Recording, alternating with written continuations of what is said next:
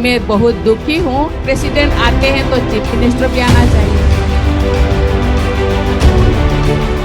द्रौपदी मुर्मू का फूटा ममता पर आक्रोश। ममता सरकार के बर्ताव से राष्ट्रपति द्रौपदी मुर्मू हुई खफा।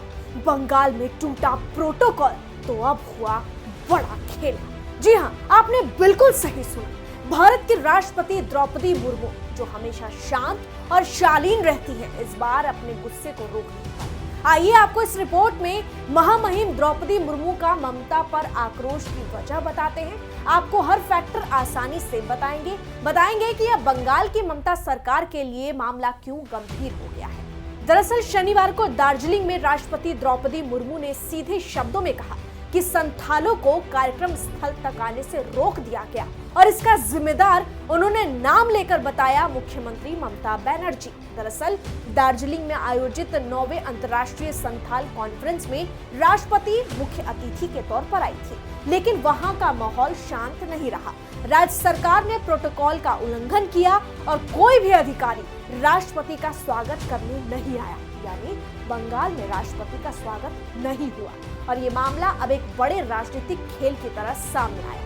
राष्ट्रपति ने अपने भाषण में साफ कहा कि ये घटना संथाल समुदायों और आदिवासियों के लिए अस्वीकार है। उनके मुताबिक वो लोग जो इस कार्यक्रम का हिस्सा बनने के हकदार थे, उन्हें रोक दिया गया। जाहिर है ये कहना आसान नहीं है कि राष्ट्रपति द्रौपदी मुर्मू को गुस्सा आ गया, क्योंकि राष्ट्रपति का आमतौर पर सार्वजनिक रूप से किसी पर नाराजगी या आक्रोश दिखाना बहुत कम देखने को मिलता है। सिर्फ इतना ही नहीं, राष्ट्रपति ने ये भी कहा कि राज्य सरकार ने प्रोटोकॉल का पालन नहीं किया, क्योंकि कोई भी अधिकारी उनके स्वागत के लिए मौजूद नहीं रहा। इस पूरे मामले की गंभीरता इसी से और बढ़ जाती है।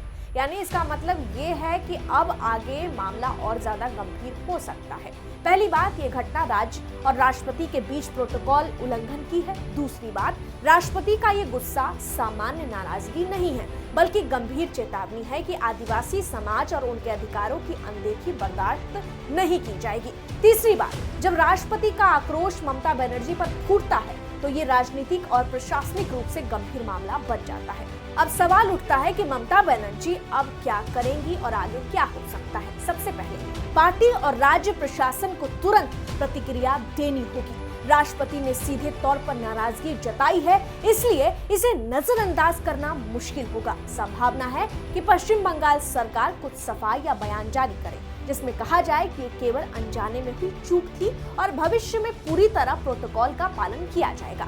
राजनीतिक रूप से ये घटना राष्ट्रीय स्तर पर चर्चा का विषय बन सकती है, क्योंकि इसमें राष्ट्रपति और राज्य सरकार के बीच असहमति दिखाई दे रही है। आदिवासी समुदाय और अन्य समाज भी इस घटना पर नजर रखेंगे, क्योंकि ये उनके सम्मान और अधिकारों से जुड़ा मामला है, जिसका जिक्र खुद महामहिम राष्ट्रपति द्रौपदी मुर्मू ने किया है। यानी अब जो स्थिति बन गई है वो कुछ इस प्रकार है कि राष्ट्रपति नाराज हैं और उन्होंने स्पष्ट संदेश दिया है, राज्य सरकार को जवाब देना होगा और प्रोटोकॉल पालन सुनिश्चित करना होगा। ये मामला राजनीतिक और प्रशासनिक दबाव का कारण बन सकता है, खासकर आदिवासी समाज में। ऐसे में इस पूरे घटनाक्रम से साफ होता है कि जब राष्ट्रपति खुद ममता बनर्जी से नाराज हैं, तो मामला बेहद गंभीर और चिंता का विषय बन जाता है।